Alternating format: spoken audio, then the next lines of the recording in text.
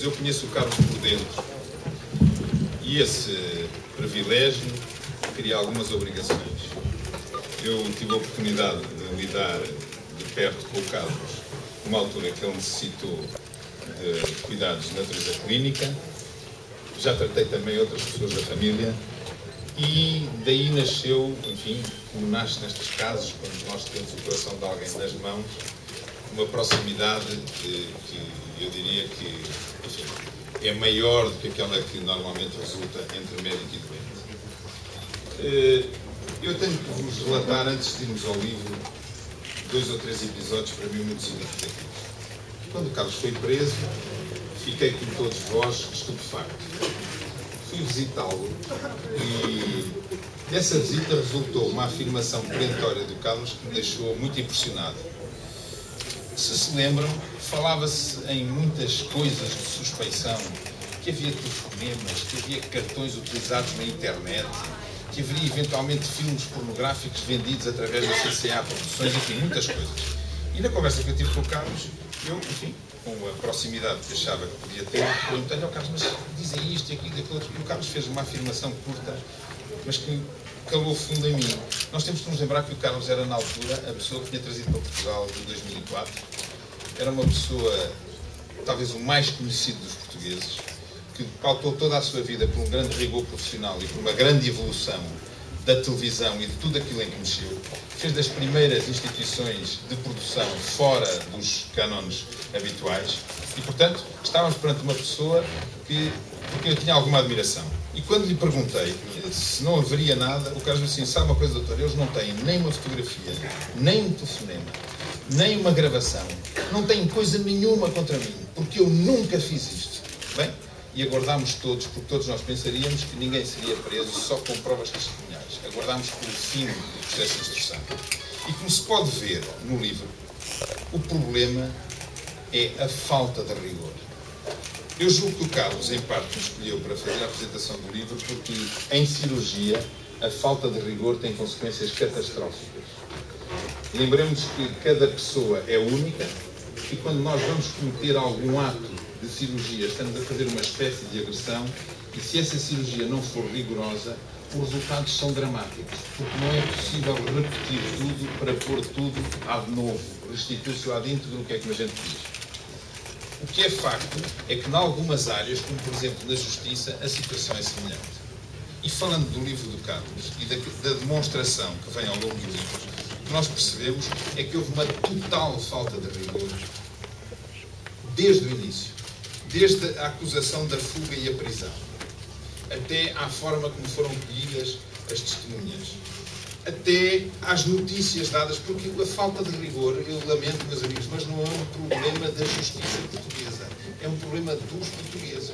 Porque muita imprensa relatou variadíssimas notícias, que depois vieram a demonstrar não serem verdade, e não há nem sequer a tentativa de vir a seguir com contrição, dizer que aquilo que se relatou não era verdade. E resulta, no fim disto tudo, como se pode ver, que as vítimas, quer os acusados, quer aqueles que se queixaram, não têm capacidade para resistir à nossa incompetência. O Carlos faz a prova exaustiva no livro de que os interrogatórios foram mal conduzidos, porque há regras internacionais para esses inquéritos e não foram feitas de acordo com essas regras. O Carlos faz a prova de que, por exemplo, quando se fala na história das fotografias de casa do embaixador Rito, nunca apareceu uma fotografia. O Carlos faz a prova das testemunhas de Elvas que nunca verificaram que tivesse existido uma festa em Elvas.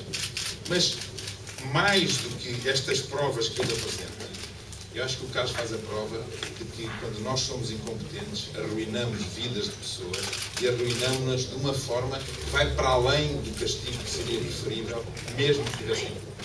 Mas também arruinamos a vida das vítimas.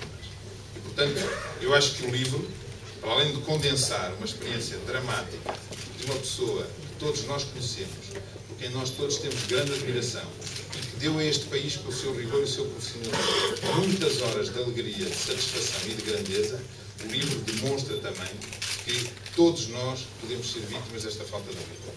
Portanto, aquilo que eu espero de todos é que o leiam, que a gente consiga, já que não se pode andar para trás e resolver esta catástrofe que foi criada com este processo, que todos nós consigamos levar para o nosso dia-a-dia o exemplo aqui retratado para podermos ser mais rigorosos e não criarmos mais vítimas, seja do lado dos acusados, seja do lado daqueles que dizem ter sofrido, no nosso dia-a-dia, na forma como conduzimos as notícias, as nossas relações com os outros e a forma como de facto nos portamos em relação à nossa atividade social.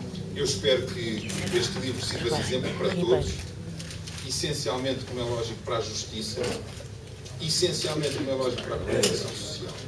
E eu não posso terminar sem dizer uma pequena coisa.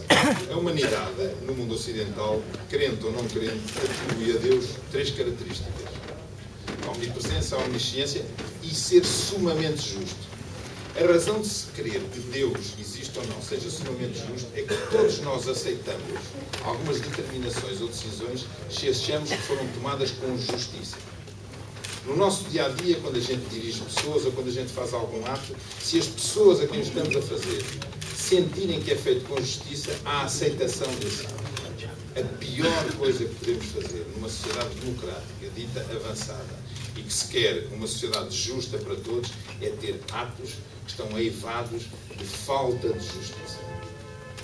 Hoje estamos aqui presentes para ver a publicação de um livro que haja ou não culpados, haja ou não vítimas. É o espelho da forma como não é feita a justiça. Eu não digo, quando estou a dizer estas frases, eu não estou a atribuir culpas específicas a A, a B ou a C. É um reflexo da nossa atitude. É um reflexo que tem consequências catastróficas para aqueles que nos são próximos e podem ter consequências catastróficas para cada um de nós. Carlos Cruz, muito obrigado pelo esforço, pelo trabalho, pelas horas de análise e de junção de documentos e todos esperamos que aquilo que é possível corrigir venha a ser corrigido. Muito obrigado por ter